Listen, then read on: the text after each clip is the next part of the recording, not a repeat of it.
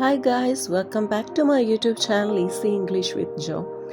So guys, കഴിഞ്ഞ ക്ലാസ്സുകൾ നമ്മൾ പഠിച്ചിരുന്നത് പാസീവ് വോയിസ് പാസ്റ്റിൻ്റെയും പ്രസൻറ്റിൻ്റെയും നമ്മൾ തീർത്തിരുന്നു. സോ ഗൈസ്, അത് കാണാത്തവരായിട്ട് ആരെങ്കിലും ഉണ്ടെങ്കിൽ ആ ക്ലാസ്സുകൾ കണ്ടിട്ട് ഈ ക്ലാസ് കാണുകയാണെങ്കിൽ നിങ്ങൾക്ക് കറക്റ്റായിട്ട് ഒരു ഗ്രാമർ കണ്ടിന്യൂറ്റി കിട്ടാനായിട്ട് സാധിക്കും. അതോടൊപ്പം തന്നെ കുറച്ച് OET ആസ്പിറൻസ് അവർ ഒരുപാട് ഈ ക്ലാസ്സുകൾ അവർക്ക് ഉപകാരപ്രദമായി എന്നറിയുന്നതിൽ ഒരുപാട് സന്തോഷം. സോ കൂടുതൽ പറഞ്ഞ് ബോറടിപ്പിക്കുന്നില്ല. ഇന്ന് നമ്മൾ നോക്കാൻ പോകുന്നത് പാസീവ് വോയിസ്, ഫ്യൂച്ചർ ടെൻസിൻ്റെ പാസീവ് വോയിസ് ആണ്. So let's start today's class with passive voice of future tense. Okay,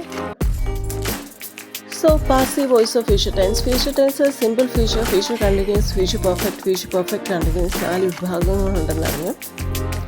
അപ്പം അതിൻ്റെ ആക്റ്റീവ് വോയിസ് ഞാൻ തീർത്തിട്ടുണ്ട് 4 ഭാഗത്തിൻ്റെയും.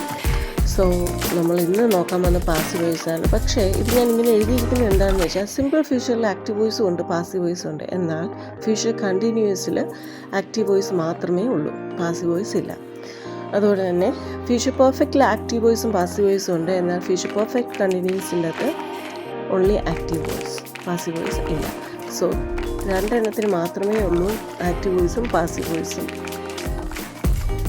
അപ്പോൾ സിമ്പിൾ ഫ്യൂച്ചർ നോക്കാം. അതിന് സെൻറ്റൻസ് സ്ട്രക്ചർ വരുമ്പോൾ ഈ സെൻറ്റൻസ് സ്ട്രക്ചർ ഒരുപാട് ഹെൽപ്ഫുള്ളാണ്. നമ്മളൊരു സെൻറ്റൻസ് ആ ഒരു സാഹചര്യത്തിനനുസരിച്ച് മേക്ക് ചെയ്യണമെങ്കിൽ സെൻറ്റൻസ് സ്ട്രക്ചർ അറിഞ്ഞിരിക്കുന്നത് ഒരുപാട് ഉപകാരമാണ്. So subject plus will or shall plus be plus വേർബിൻ്റെ തേർഡ് ഫോം, ഇതാണ് സിമ്പിൾ ഫ്യൂച്ചറിൻ്റെ പാസീവ് വോയിസിൻ്റെ സ്ട്രക്ചർ. അപ്പം അതിന് എക്സാമ്പിൾ നോക്കാം. French will be taught by me. അപ്പോൾ ഇവിടെ ടോട്ട് എന്നുള്ളത് ടീച്ചിൻ്റെ ടീച്ച് എന്ന വേർബിൻ്റെ തേർഡ് ഫോമാണ്. അപ്പം ഫ്രഞ്ച് പഠിപ്പിക്കും ഞാൻ എന്നാണ് ഇതിൻ്റെ അർത്ഥം വരുന്നത്. സിമ്പിൾ ഫ്യൂച്ചർ ഉപയോഗിക്കുന്നത് സ്കെഡ്യൂൾഡ് അല്ലാത്ത കാര്യം പറയുവാൻ വേണ്ടിയാണ്. ഇവിടെ സ്കെഡ്യൂൾഡ് ഞാൻ ചെയ്തിട്ടില്ല, ഇന്ന ടൈമിനുള്ളിൽ അല്ലെങ്കിൽ ഇന്ന ടൈം എന്ന് ഞാൻ ഇവിടെ മെൻഷൻ ചെയ്തിട്ടില്ല. അന്നേരം അതിനു വേണ്ടിയാണ് നമ്മൾ സിമ്പിൾ ഫ്യൂച്ചർ ഉപയോഗിക്കുന്നത്. അപ്പോൾ സ്കെഡ്യൂൾഡ് ആയ കാര്യങ്ങൾ പറയാനായിട്ട് നമുക്ക് സിമ്പിൾ പ്രസൻറ്റ് ഉപയോഗിക്കാം. അന്നേരം second instance web French will not be taught by me. French പഠിപ്പിക്കില്ല ഞാൻ. ഈ ഒരേ എക്സാമ്പിൾ തന്നെയാണ് ഞാൻ ഇതിൽ എടുത്തിരിക്കുന്നത്. അന്നേരം കറക്റ്റായിട്ട് നിങ്ങൾക്കത് മനസ്സിലാകാൻ, അതിൻ്റെ അർത്ഥം കറക്റ്റായിട്ട് മനസ്സിലാകാൻ വേണ്ടിയാണ്.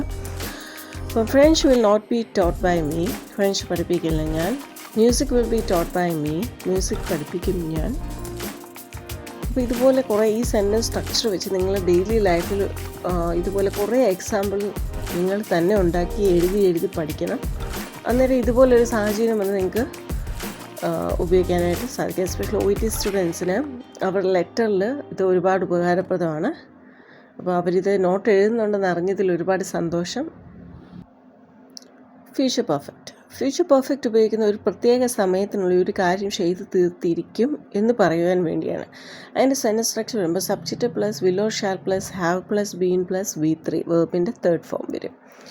അപ്പം അതിന് കുറച്ച് എക്സാമ്പിൾ ഞാൻ എഴുതിയിട്ടുണ്ട്, അതിന് മലയാളം എഴുതിയിട്ടുണ്ട്. അപ്പം painting will have been finish by 6 PM.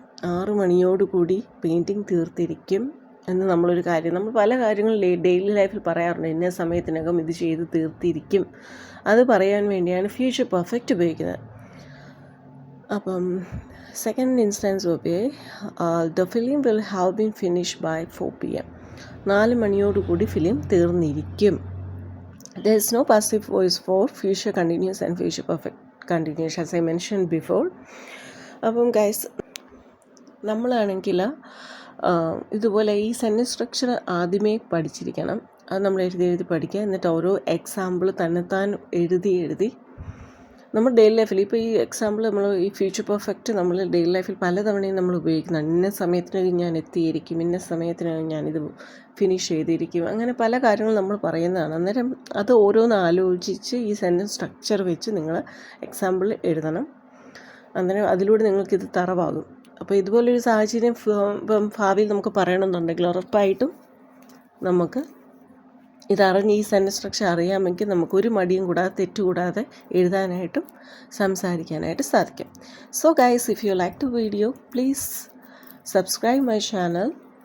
അതോടൊപ്പം തന്നെ if you have any doubt please do comment me below.